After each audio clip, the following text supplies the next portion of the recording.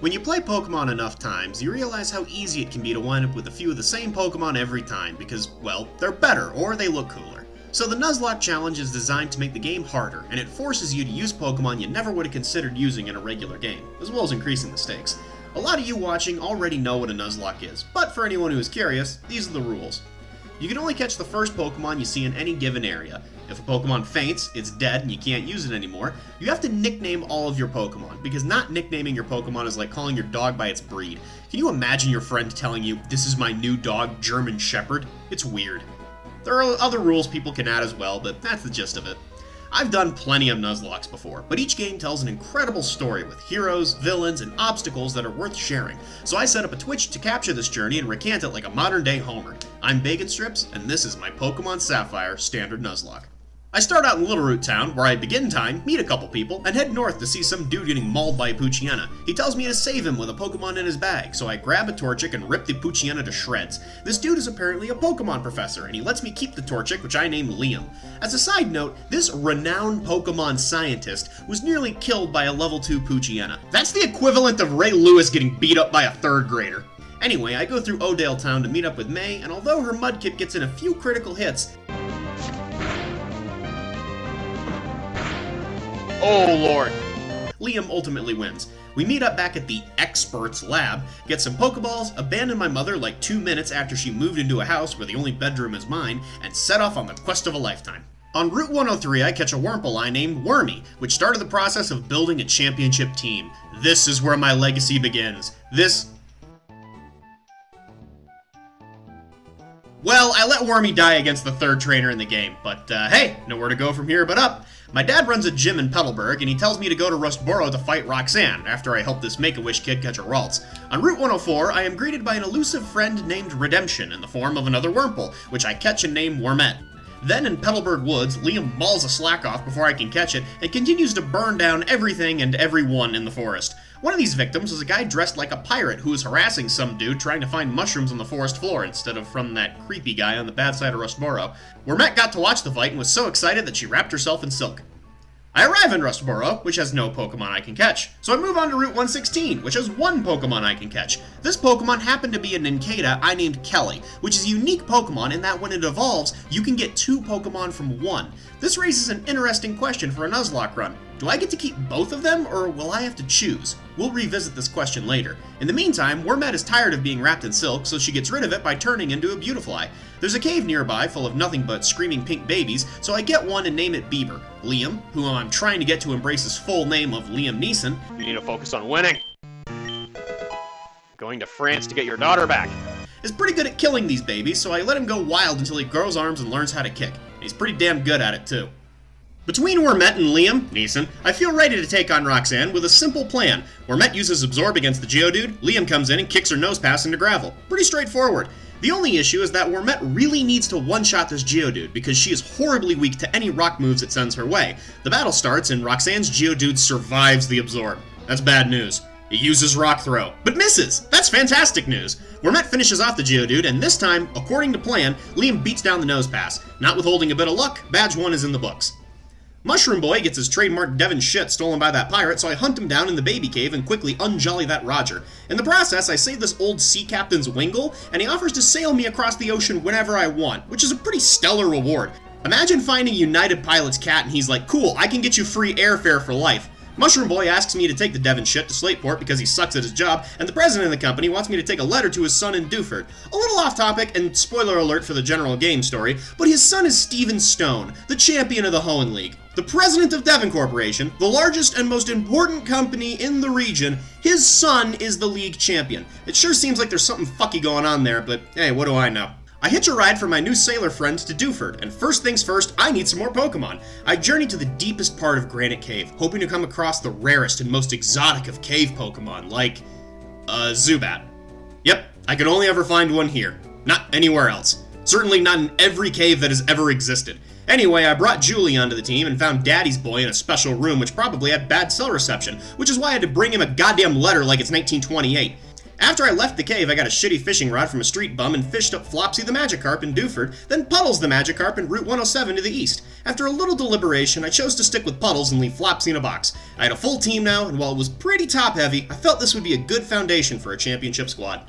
An important first test for this new squad would be Brawly, the Dewford gym leader. This would wind up not being a very good test because Wormet and Gust absolutely clobbered his two Pokemon. We get the Knuckle Badge and sail out of the city. I land in Slateport and immediately go to deliver the Devon Shit, trademark, to Captain Stern, who is looking at a model of his old boat in a water museum overrun with pirates. I fight some of them, then the apparent captain comes in and insults his crew for not being able to get laid. Did he call them simps? He did. Archie just called his boys simps. After that's done, I make sure Liam presents his full name and run all the way back to Rustboro to get the XP share for Puddles. Along the way, I make an acute observation. God, Kelly is just not good. But I get what I left for and go all the way back to Slateport. On Slateport Beach, I defeat a bunch of trainers and win some not Miami-style Coke, then start heading north to Mauville. On Route 110, I catch an Oddish, and upon seeing it as a Weed Pokemon, I named it Weed. I have never claimed to earn points for originality. Weed's got good bulk, good status moves, and most importantly, could learn Cut, so I brought him on to replace Kelly. I think it's important to reflect on Kelly's impact and contributions to the team. Kelly, I don't mean to shit all over her, but now that she's gone, she's in the box, so she won't hear us. Yeah, she was terrible. She was awful. She was like level 8 and struggled heavily with level 4 Wormholes. So, I am not sad to see her go. In fairness, I wouldn't be so mean if she didn't suck. But wait, what about the question of the one Pokemon evolving into two? The answer is it doesn't matter when the one Pokemon blows. I do a bit of grinding to try and get the team more even, then run into May halfway up Route 110. Julie tries to take on her Shroomish, but ultimately I switch to Liam Neeson to incinerate it. Marshtomp would be much harder to incinerate, so Wormet hits it with a couple absorbs, and Liam Neeson finishes May off by punting her Numel into the river. We arrive in Mauville, and I do a little more grinding until I get to cash in on my biggest investment.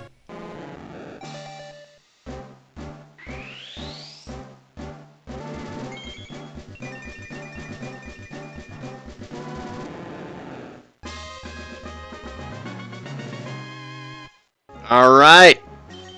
Let's see my boy. My boy was looking good. But just to make sure, I used Puddles to take on that Make-A-Wish kid's Ralts outside the Mauville gym and make him wish that his cancer was a bit more terminal. Puddles must have inspired the team because a little more grinding and soon we get Bieber the Loudred and Weed the Gloom. The next gym leader was Watson, who was the first real test of the gym leaders. His prized Magneton can't be poisoned, shrugs off accuracy drops with his moves, is surprisingly fast and hits like Chris Brown, so the only way out is through. Plus, he has a Voltorb with a nasty habit of blowing itself up, which is really inconvenient when you don't want any of your Pokemon to get blown up with it. Lucky for me, I have a Pokemon I won't mind getting blown up. She's also one of the only 3 ground types you could possibly have at this point in the game, so admittedly, that is useful. Liam Neeson leads against Watson's Magnemite and immediately proceeds to curb stomp it. I send out Weed against the Voltorb and does a bit of sleep and chip shenanigans until it blows up in Weed's face. He takes it like a champ though. The Magneton comes out, and with some pivoting support from Kelly, Liam Neeson takes it down. Despite being up against this Magneton 15 levels higher than her, Kelly still didn't gain a level herself, reinforcing my observation that she's terrible, so I stuffed her back in the box. Where's my Zubat? Kelly, you get the fuck back in this box. But now I have 3 badges and a team that's really starting to mature. Now that Bieber can break rocks, I can head north to start the Volcano Loop and catch him a Chop on Route 112, then a Slugma in the Fiery Path. In an unplanned Greek-themed naming, Atlas and Vesuvius both get boxed. On Route 113, I encounter a Skarmory first. Oh! A huge stroke of luck. There's only a 5% chance of running into one, and Skarmory are defensive tanks with amazing typing, so I'm ecstatic that I can actually catch one. I get it paralyzed, start whittling it down, get it close to catching range, everything aligned to... No! Ah! God damn it! So yeah, no Skarmory for me. I depressingly moved west to Falarbor Town and down to Route 114, where at least there I could catch a Swablu. To try and cheer myself up, I decided to give it a dirty name. Yeah, this is in poor taste. But I have no regrets. Because I blazed past a bunch of trainers to try and catch some more Pokemon, I went back to grind the team up a bit. In the process, Julie evolved into a Golbat, giving her a much-needed boost. Once the team was leveled up, I went to Meteor Falls and found these pirates talking about the power of rocks and dared me to come fight them at the volcano. So I said, try me, and went up to kick their ass. Unfortunately, my stream cut out for a couple parts of the story here, so try and use your imagination. I found Archie, the Pirate King, at the rim of the volcano planning to use the energy of this meteorite to deactivate the volcano so it will fill with rainwater to become a habitat for water Pokemon. Putting the science aside, let's look at a couple quick flaws with this plan. It would take a very long time to fill with rainwater. There are no water Pokemon in the area, and all the ones you guys like live in the ocean. A single volcano pool would hold like, what, 7 Pokemon? And most other parts of this stupid plan. At least in Pokemon Ruby and Emerald, the guy is trying to activate the volcano to erupt, which would kill thousands, so the stakes are pretty high. Archie trying to create a natural pool at the Y is a little less important for me to stop. Regardless, I still had to, and the whole team pitched in to kick his ass back down to Davy Jones' locker. Afterwards, I navigate the Jagged Pass and catch Gobi the Numel, then proceed to the Lava Ridge Gym. Flannery isn't too tough, and in another complete team effort, I'm now halfway through the gym leaders. I got some goggles to run into the desert and ran around for a bit but didn't catch anything of use, then went back down to Petalburg to take on my old man himself. I'm starting to notice that Weed is doing a lot of the same things Wormet is doing, and doing them better, so now I'm looking around to see if there would be better options for the team than Wormet. I didn't find any though, so she'll stick around for a bit. Norman is one of the toughest gym leaders in the game, but once Liam Neeson learned Bulk Up, I had a plan. Get him to an absolute beefcake on the first slacking, then let him sweep. He starts setting up and getting beefy, ready to make moves until disaster strikes. Hang in there, man. Oh, no! Alright, we are officially in a bad way. Liam Neeson gets knocked out by a critical hit Facade. Besides the obvious problem with this, it's compounded by the fact that I was so focused on getting Liam Neeson ready to spar with these things that my whole team is dramatically underleveled. This slacking just took a dry baseball bat and fucked me in the ass with it. Tore it wide open. Luckily, I have a surgeon named Puddles, who stitched me back together and was ready to spar with these monsters. He paralyzes and Dragon Rages the slacking, with a pivot to Wormet to get another Intimidate off, and finally takes it down. Same strategy for the Vigoroth, this time with a couple of flinches from Puddles' bite. The final slacking comes in and launches a brutal Facade against Puddles where if he goes down, the run is probably over. Don't kill me, don't kill me. Let's go, Puddles! I heal him up on a loaf turn, then switch to Wormet to take a hit and let Puddles come in and intimidate the slacking. If Puddles could barely handle an attack, Wormet stood no chance. She goes down too. There was no clear alternative. I've determined that it's not worth paralyzing since it jacks up the power of Facade, so Puddles just keeps hammering it with Dragon Rage and healing and off turns, praying this thing doesn't get a crit. It doesn't, and eventually we win what feels like a hollow victory. We obtained the 5th badge, but at what cost? I feel like a World War II general in the Pacific that has to explain to a mother how this island we captured was worth her son not coming home. Liam Neeson and Wormet, the 2 oldest members of this team, have been laid to rest. Now it was up to the survivors to pull together the strength to continue, particularly Puddles, who was an absolute stud in spite of the tragedy. I added Gobi to the team to try and fill the mantle of Liam Neeson and could take a shortcut to Mauville now that Puddles knows Surf. With that same Surf, I traveled to a failed underground development of Mauville that has a dangerous reactor in it that no one seems concerned about, but at least there's electric types, and I brought on Boomball the Voltorb to the team and got Gobi some needed grinding. For a while, I just roamed around West Hoenn, challenging trainers to rematches and taking the water route from Petalburg to Slateport the old-fashioned way. Near Dewford, Julie traded her legs for more wings, and Boomball flipped upside down and got bigger. While the horror of death is still close by, I'm starting to feel like the new guys are doing well, and this team can still go the distance. Once everyone is on or near the same level, I start heading to the northeast and to Fortree. We were moving along just fine until some ninja boy decided his best path to victory was to have his coughing blow itself up and kill Gobi. Son of a bitch! 2 steps forward, 1 step back. With Gobi gone, the only fire type I had left was Vesuvius the Slugma, and went back to West Hoenn to grind him up. I spent most of that time outside of Mauville fighting very underleveled Pokemon for a very critical reason. So now that you're somewhat comparable to the rest of the team... Oh god, he's just terrible. He is just awful. Vesuvius is pretty bad. But he was better than nothing, so I made my way back up to Route 119 to see more pirates harassing a bunch of weather nerds. I fought the pirates, and the nerds thanked me with a cast form, but since I couldn't nickname it, and I really didn't want to go all the way back to Slateport on foot, I put it in a box. I also determined that Vesuvius was, in fact, worse than nothing.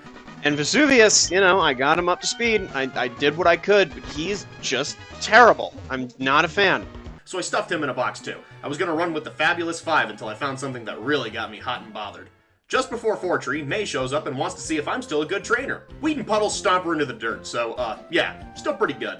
From there I need to take on Winona, who is usually pretty easy when you have an Ice-type move for that Altaria. Now I didn't, but I had Puddles, who could take on anything. Boomball sparks down her lead Swellow, then I switch to Puddles to spar with the Altaria, and he smacks it into the abyss. Since he was on a roll, and since Winona didn't have a good counter, Puddles got through her Pelipper and most of her Skarmory to let Boomball come in and clean up. I got the Feather Badge and can now go places without running, which was awesome. First thing, I used Julie to fly down to Slateport and give my cast form a nickname so I can actually use it, and now I have Al Roker. I figured I didn't have a better idea for a 6th Pokemon, so I brought him on to see what he could do. Then I flew back to Fortree and started heading south and let Al Roker cut loose. And you know what? It wasn't too bad. We'll say though, Al Roker, he's hanging in there. Fucking Vesuvius would have already gotten his ass kicked by now. He'd given me enough to let him hang around a little further and wait for him to learn Weather Ball. Once he got it, I was educated in the absolute hurricane force that is this move. Weather Ball is a 50 base power normal type move, which is like 3.6 Runkin. 3.6. Not great, not terrible. However, when used in weather, it changes to 100 base power, and its typing changes to whatever weather is active. Sun, rain, hail, and technically sandstorm, so that's pretty good. Also, when rain, sun, or hail is up, cast form also changes its type to match the weather, and therefore the type of Weather Ball, so it gets a same type attack bonus of 50%, bringing the effective power up to 150. That's great! But wait, there's more! Rain and Sun also power up all fire and water moves by an additional 50%, bringing those Weather Balls up to an effective base power of 225. That's unbelievable! Al Roker is now a 3-typed nuke with the speed to set up weather and the bulk to take a hit. Definitely better than Vesuvius. I run into the Safari Zone and wind up with a Girafarig named Figgy and think about adding it to the team, but ultimately keep going forward. I got a pretty good squad right now, and with Al Roker, the chemistry is off the charts. I see the pirates are defiling a graveyard where this old couple is keeping 2 ancient powerful artifacts, and since the pirates took one, they said, "Hey, fuck it, hey kid we just met, go ahead and take the other one." Then I fly back over to West Hone to do some grinding and catch the pirates stealing a submarine from Slateport, and I would never know where to find them except that they told me.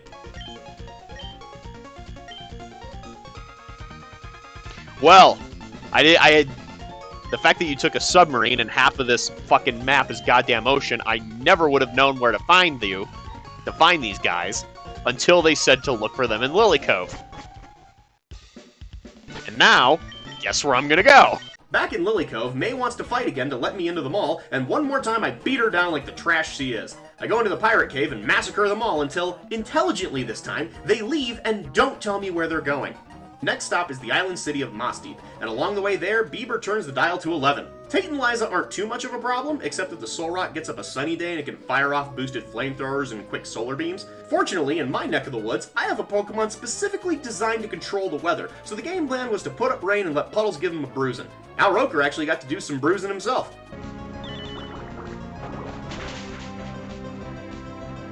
That's what I'm fucking talking about, though. And just like that, badge number 7.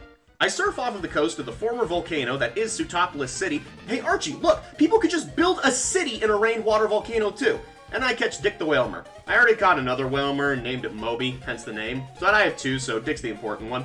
Operating in a low-oxygen environment, I find the stolen submarine, navigate an underwater cave, and face the Pirate King before he tries to unleash the Leviathan. Al Roker works against Archie's Mightyena, and Bieber cleans it up before Boomball comes in and grounds his Crobat and fillets his Sharpedo. Then, because somehow the red orb didn't control the blue Pokemon, like, you know, the color the ocean is, I have to go to Sootopolis to clean up this colorblind Pirate King's mess. The game plan is to just Master Ball Kyogre because I don't want to deal with it. I go into the Cave of Origin, run away from a couple Zubat, head down to the lowest chamber with the most deafening silence of any Pokemon game.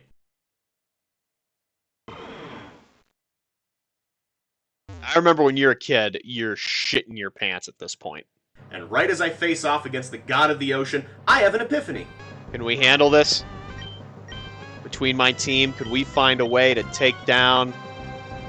I can't catch it! Oh shit! Since I had already seen a Pokemon in the Cave of Origin, the rule was I couldn't catch another Pokemon in that area, legendaries be damned. Suddenly, I had to spar with this thing. And if anyone could do it, Puddles could. He chipped away at Kyogre while it got really, really focused, meaning that if it had used an Ice Beam or a Hydro Pump, there would be nothing I could do to stop it. But just because it's a god doesn't mean it isn't a stupid wild Pokemon, and it didn't get the shot off before Puddles brought it down. Crisis averted, the squad is safe. Since I was too busy saving the planet from a climate catastrophe, I never got the chance to surf around and explore the region while grinding up the team. Along the way, we learned Petal Dance so I could finally evolve him into a Vileplume, and I taught Puddles Earthquake because hell yeah! Back in Sootopolis, I gear up to take on Wallace, putting Boomball and Weed on point. Boomball takes out his Love Disc, and Weed comes in after to take out his Wish Cache. Boomball comes back in to level his Celio and Seeking, leaving Wallace with just his Melodic, which is no Sunday picnic. Puddles tries to bludgeon it, but it can't be bludgeoned. Boomball tries to fry it, but gets frozen, and Puddles comes back in because nothing can't not be bludgeoned forever. Now I've got all 8 badges. Next stop is the Elite Four and the Champion. I head out to the Evergrande Falls and use Waterfall with Dick because I couldn't be bothered to teach it to Puddles. Now that I can fly there, I do a smidgen of globetrotting around Hoenn, including catching a Corphish with a Master Ball, before heading into Victory Road. Now's the time to test my team's mettle. Strength? Oh! Oh, God. Fuck. Bieber gets one-shotted by a high jump kick, and now at the 11th hour, I have to come up with a 6th Pokemon. He was the oldest member of my team, and had been with me for every single gym badge. Nostalgia aside, he was also my HM whore, so I needed something that could break and move rocks inside Victory Road. Down to either Atlas the Machop or Figgy the Giraffarig, I decided to go with Atlas since fighting typing would work better than Psychic against this Elite Four, and I had to get this young pup trained up to run with the big dogs. Turns out the best place is at the bottom of the ocean, so I get Atlas absolutely jacked, slaughtering marine life for a while and using Dick to dive because, again, I couldn't be bothered to teach it to Puddles. Once Atlas was on par with the team, I headed into Victory Road more mindful of the threats and navigated my way through, only to be met by that Make-A-Wish kid at the end to show me what a good trainer he'd become. To his credit, he did put together a solid team. To my credit, Al Roker demolished his entire team except his precious Raltsnow Gardevoir, who, for old time's sake, I let Puddles bash into the wall. After a good chunk of grinding to get my team ready, it was time to face the Elite Four. I start off against Sydney, the mechanic-turned-goth dude and his dark types. Puddles washed away his Mighty Yenna, and then Atlas came in to clean out, in order, his Cacturn, Shiftry, Absol, and Sharpedo. No problem. Next is Phoebe, the ghost of Hula Skirt's past, which was a little more complicated.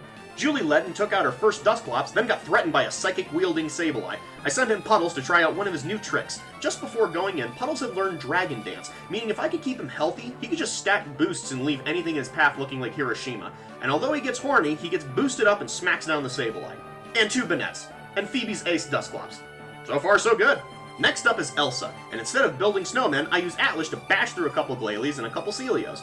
Then against her Walrein, through the power of a broken heart or some shit, Atlas gets frozen. So Puddles comes in, does another dance, and bashes its tusks in. The last of the Elite Four is Drake, the Dragon User, and I have been waiting a long time to see him. Drake has 4 Pokemon that aren't just weak to ice, they're quadruple weak to ice, so you can usually slap Ice Beam on a water type and go to town. But instead, I have chosen to roll with the weatherman himself, Al Roker. The plan is to set up Hail and let him obliterate all of the dragons in his path. I start off against the Shelgon, and it goes according to plan. Against a Flygon, he's too slow to avoid a Flamethrower, but knocks it out too. In comes Drake's Ace Salamence. I knew Al Roker was too slow and couldn't take another hit, so I pulled him out and sent in Puddles. Any guesses on the strategy? If you guessed, use Dragon Dance to systemically murder 3 dragons, well, thank you for paying attention. Now there was only one test left in the whole game, the Golden Child of Devincorp. I lead with Boomball to fry his Skarmory, and switch to Puddles when the Aggron comes out. Puddles uses Surf to wash away his Aggron, his Claydol, and his Armaldo. Then comes the big one. Most of the horror stories from a Ruby and Sapphire run end with Steven's monster of a Metagross. This is a different kind of horror story. I switch to Atlas to try and hit it first, but he gets a super boost from Ancient Power to become even more tanky and actually threatening. I switch to Weed to put it to sleep, then let Al Roker hit it with a Sunball that doesn't actually do a ton. The Cradily wakes up and returns fire with an Ancient Power against a vulnerable Al Roker, who by the sheer strength of will and accurate weather reports, lives. Weed comes out and puts it to sleep again, then poisons it because we'll fucking try anything now. I sent out Julie to see if she can do anything, and that anything is give Daddy's boy a chance to heal it. Atlas comes back in to try and really smack it, then does a decent job but is whittled down. I bring out Weed, again, to put it to sleep, again, then quit dicking around and send in my trump card, a fully healthy Puddles. Puddles busts some wall-breaking moves and smacks this formerly extinct Hellspawn, hopefully for the last time. No! It's not. He gets healed up while Puddles dances around some more. Now Puddles is gaining momentum, and the only thing that could get in his way is if, I don't know, his power gets turned against him, or he gets a status condition. We both break for halftime, then I let Puddles dance for a 3rd time, and he hits himself in the face so hard he nearly dies since his attack is so jacked. Puddles, you gotta give me one here, man. What? No, no, no, no, no, no. No. I patch him up again, knowing now that confusion is off the table, and let him get his groove on one final time to make sure I can end this thing. I smack it once, and now I need just one more clean hit to clear this Cradily. Then Puddles gets confused, so I heal him up. Then he gets confused again, and again, and again, and after the 5th confusion, I learn that I PP stalled this thing out when it starts to struggle. So I get my clean hit, and this 12-minute long debacle is finally over, and I've won. Well, there is still his Metagross, but that's a formality at this point. I'm now the league champion, and the best of all, my entire team made it through alive, cementing the team effort this run took. As we are entered into the Hall of Fame, realizing this run has come to an end, it's only fitting to take the time to look back on all those, champions or not, who helped me along the way.